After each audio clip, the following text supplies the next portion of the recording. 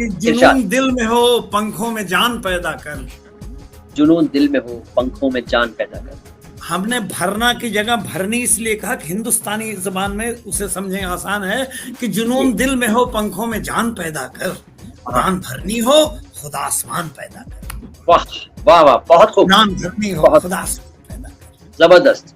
इबादत अर्चना पूजा बड़ी मन्नत से आती है। इबादत अर्चना पूजा बड़ी मन्नत से आती है। बड़ी शफकत, इन लफ्ज ये अल्फाज में जितने इनमें से किसी का अर्थ आप पूछ लीजिएगा। इबादत अर्चना पूजा बड़ी मन्नत से आती है। बड़ी शफकत सदाकत साधना रहमत से आती है।